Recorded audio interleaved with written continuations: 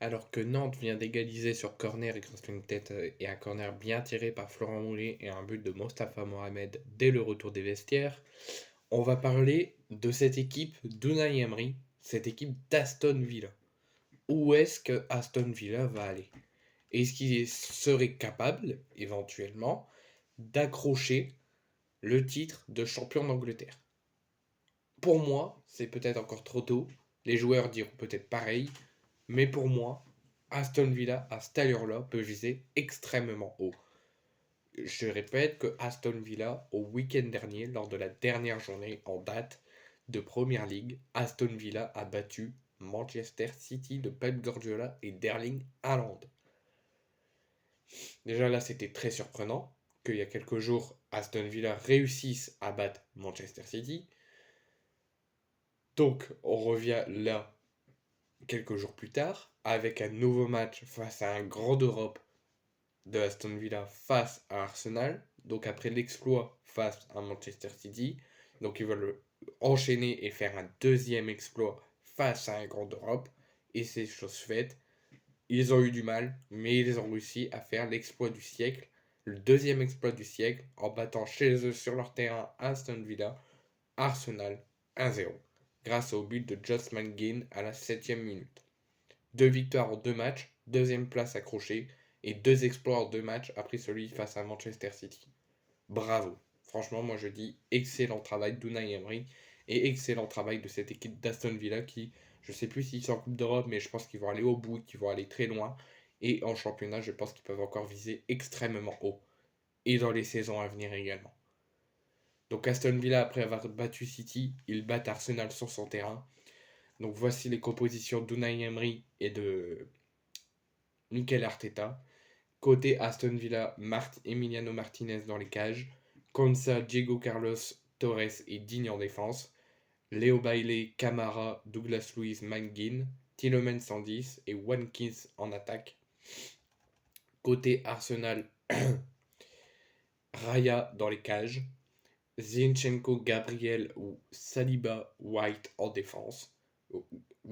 Havertz, Wright, Odegaard, Martinelli, Jesus et Saka.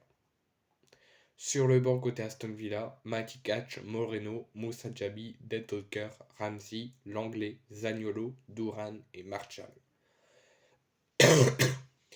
Côté Arsenal, Edinieta, Trossard, Nelson, Ramsdale, Kiwor, Soares, Jorginho, Elney et Waters.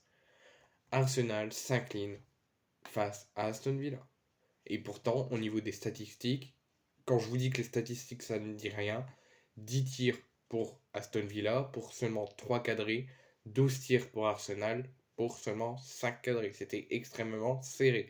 Et pourtant, Arsenal est battu, tout comme City a été battu par Aston Villa. Donc pour moi, Aston Villa peut viser extrêmement haut. Et à l'heure où je vous parle, ils sont en combat. Deuxième, troisième place au classement. Aston Villa est troisième avec 35 points et Arsenal deuxième avec 36 points. Un point d'écart seulement. Donc c'est serré au classement, ça a été serré aux statistiques et pourtant Aston Villa réalise un nouvel exploit fantastique et mémorable et historique.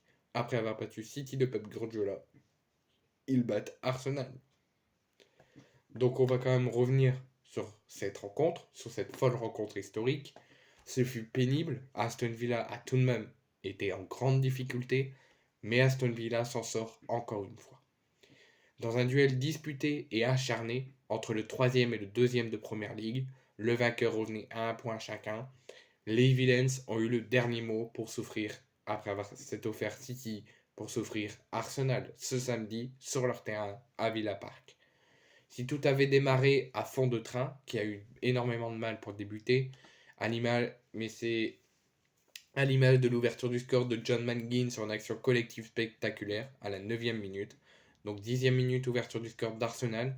Les joueurs d'Unai Emery ont finalement dû piocher dans leurs ressources et leur forme physique pour ne pas concéder de but et de conserver cette avance au score et cette domination spectaculaire.